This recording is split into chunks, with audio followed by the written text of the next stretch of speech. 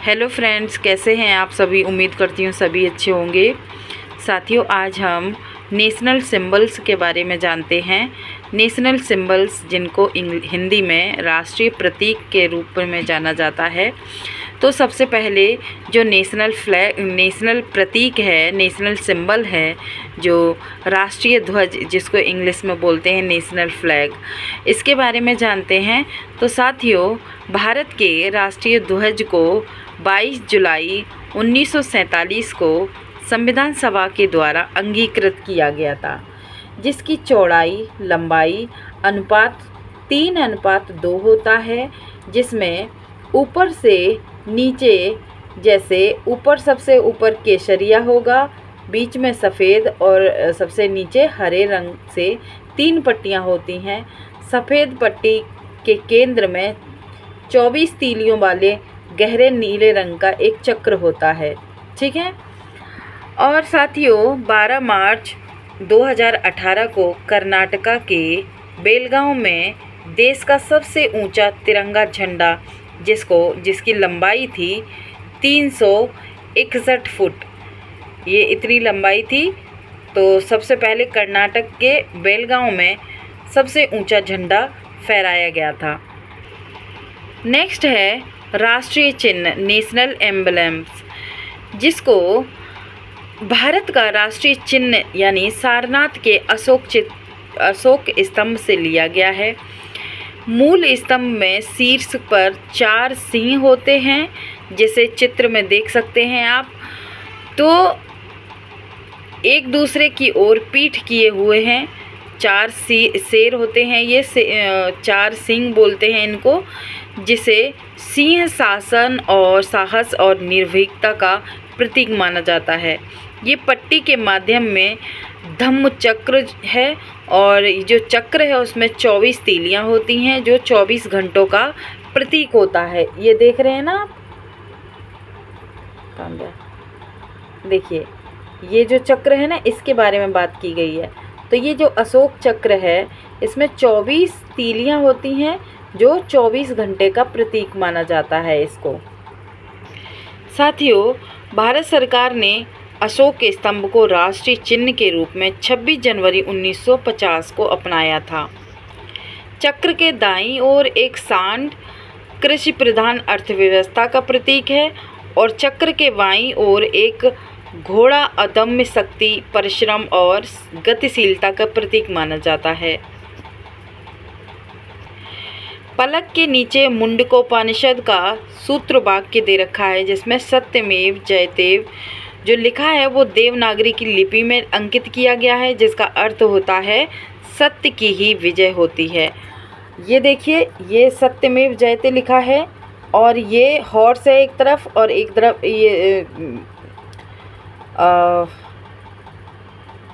सांड को दिखाया गया है, ये बुल। ठीक है। तो इसको ही, ये जो सत्यमेव जयते आप कोर्ट में देखेंगे तो सबसे पहले यही आपको नज़र आएगा, ये दिखा होता है, ये लिखा होता है वहाँ पर, यानी सत्य की ही विजय होती है। नेक्स्ट है राष्ट्रगान, जिसको हम इंग्लिश में नेशनल एंथम भी कहते हैं। नेशनल एंथम रविंद्रनाथ टैगोर के द्वारा बांग्ला भाषा में रचित और संगीतबद्ध जन गण मन गण के हिंदी संस्करण को संविधान सभा ने भारत के राष्ट्रगान के रूप में 24 जनवरी 1950 को अपनाया था। यहाँ से सिविल सर्विसेज में भी कई बार यहाँ से क्वेश्चन पूछा गया है। और साथियों, यह सर्वप्रथम सबसे पहले 27 दिसंबर 1911 को भारतीय राष्ट्रीय कांग्रेस के 26वें अधिवेशन, जो कलकत्ता में हुआ था, उसमें सबसे पहले गाया गया था। राष्ट्रगान के गायन की अवधि जो होती है वो 52 सेकंड होती है। नेक्स्ट है राष्ट्रीय गीत, जिसको नेशनल सॉन्ग के रूप में जाना जाता है। राष्ट्रीय गीत वंदे मातरम की रचना बंकिम चंद्र चटर्जी ने संस्कृत में की थी, जो स्वतंत्रता संग्राम में जनगण का प्रेरणा स्रोत था। इसे जन गण मन के समार्थ दर्जा प्राप्त है। पहली बार इसे 1996 में भारतीय राष्ट्रीय कांग्रेस के 12वें अधिवेशन कलकत्ता में हुआ था, वहाँ पर इसका प्रयोग किया गया था, वहाँ पर गाया गया था। नेक्स्ट है राष्ट्रीय पंचांग, जिसको इंग्लिश में हम नेशनल कैलेंडर के रूप में जानते हैं। तो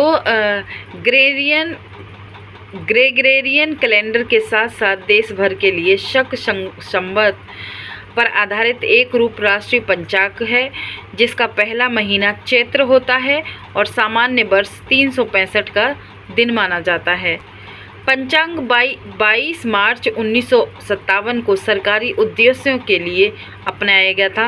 राष्ट्रीय पंचांग और ग्रेगोरियन कैलेंडर की तारीखों में स्थायी सादृश्यता है। चैत्र का पहला दिन सामान्यतः 22 मार्च को और अधिवर्ष में 21 मार्च को पड़ता है।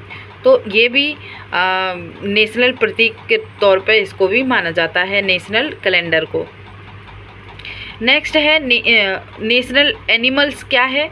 तो साथियों, राष्ट्रीय पशु जो है वो टाइगर है, जिसको पैंथरा टाइगर भी बोलते हैं, बाघ हिंदी में बोलते हैं। तो ये नेशनल जो एनिमल है वो बाघ है, यानी टाइगर है। इसे अपनी शालीनता, दृढ़ता, फुर्ती और अपार शक्ति के लिए राष्ट्रीय पशु कहलाने का गौरव हासिल हुआ है। देश में बाघों की संख्या काफ़ी घट चुकी है, तो उसी के लिए उनकी प्रवृत्ति को रोकने के लिए अप्रैल 1973 में बाघ परियोजना यानी टाइगर प्रोजेक्ट शुरू किया गया था। इसके अंतर्गत देश में अनेक बाघ अभयारण्य स्थापित किए गए हैं। जैसे और देख सकते हैं राष्ट्रीय पक्षी, जैसे नेशनल बर्ड है। तो नेशनल बर्ड जो पीकॉक को माना जाता है, भारतीय मयूर हंस के आकार के तरह होता है। ये सभी चीज़ बहुत ही इम्पोर्टेंट हैं और ये सभी हमारी नेशनल प्रतीक में शामिल की हुई हैं। भारतीय वन एवं वन्य प्राणी सुरक्षा अधिनियम 1972 के अंतर्गत मयूर जिसको मोर बोलते हैं, उसको संरक्षण प्राप्त किया गया है। नेशनल पुष्प कौन सा होता है? तो कमल, ये नेशनल फ्लावर कहलाया जाता है। हरियाणा और कर्नाटक का भी राजकीय पुष्प कमल है। नेशनल ट्री किसको माना जाता है? तो भारत के राष्ट्रीय वृक्ष के रूप में अपनाया जाता है बरगद के पेड़ को, जिसकी शाखाएं बड़े क्षेत्र में जड़ों की तरह प्रतिरोपित हो जाती हैं। तो साथियों, आप देख सकते हैं राष्ट्रीय फल यानी नेशनल फ्रूट कौन सा होता है। तो आम को नेशनल फ्रूट का दर्जा मिला हुआ है। और जैसे आप देखेंगे नेशनल रिवर क्या है, तो गंगा नदी को नेशनल रिवर का दर्जा मिला हुआ है, गंगोत्री जिससे के नाम से जाना जाता है। और यहाँ देखेंगे ये भी बहुत ही इम्पोर्टेंट है कि राष्ट्रीय जलीय जीव जो कि गंगा यानी डॉल्फिन नाम दिया गया है उसको। तो ये विलुप्त तो हो चुकी है ये, इसीलिए इसको गंगा डॉल्फिन सूस इसको शॉर्ट में बोलते हैं। इसको 5 अक्टूबर 2009 को राष्ट्रीय जलीय जीव घोषित किया गया था। यह भारत के गहन संकटग्रस्त प्रजातियों के तहत वन्य जीव संरक्षण अधिनियम 1972 की अनुसूची वन में शामिल किया गया है और हर वर्ष अक्टूबर को डॉल्फिन दिवस मनाया जाता है। तो जो डॉल्फिन है वो ही राष्ट्रीय जलीय जीव के रूप में उसको जाना जाता है। राष्ट्रीय विरासत पशु कौन सा है? तो भारत सरकार ने एशियाई हाथी को राष्ट्रीय विरासत पशु के रूप में उसे घोषित किया है। नेक्स्ट देखते हैं राष्ट्रीय मुद्रा जो प्रतीक चिन्ह है हमारा। तो भारतीय रुपये को 15 जुलाई 2010 को डॉलर, यूरो, पौंड और येन की तरह नया प्रतीक मिल गया है, जो कि रुपये का नया प्रतीक देवनागरी लिपि के और और रोमन लिपि के आर के से मिलाकर इसको बनाया जाता है। तो ये भारतीय चिन्ह है, ये भी प्रतीक है, हमारे राष्ट्रीय मुद्रा है ये। अब इधर साइड में देखेंगे अशोक चक्र, जिसे हम पार्लियामेंट्री लैंग्वेज में बात करें तो संसदीय भव चक्र के रूप में भी इसको जाना जाता है। तो साथियों, ये अशोक चक्र जो है ये 24 तीलियों से बनाया गया है और इसमें समृद्धि, उद्योग, सुरक्षा, व्यवस्था, नियम, समता, अर्थ, नीति, न्याय, सहकार्य, कर्तव्य, अधिकार, कल्याण, संगठन, बंधुता, प्रेम, मैत्री, सेवा, क्षमता और त्यागशील, शांति, आरोग्य, ये सभी चीज़ों का मतलब होता है। तो ये 24 तीलियां हैं जिसका प्रकृति और जीवन का प्रतीक इसको माना जाता है। तो ये बहुत ही जैसे फ्लैग होता है उसमें भी 24 तीलियों का ये चक्र बनाया होता है। और इस तरह से ये आज की जो नेशनल प्रतीक थे उसके बारे में छोटी सी वीडियो थी। आपको ये वीडियो कैसी लगी कमेंट करके ज़रूर बताएं। चैनल पर नए हैं तो सब्सक्राइब करना ना भूलें। छोटी सी वीडियो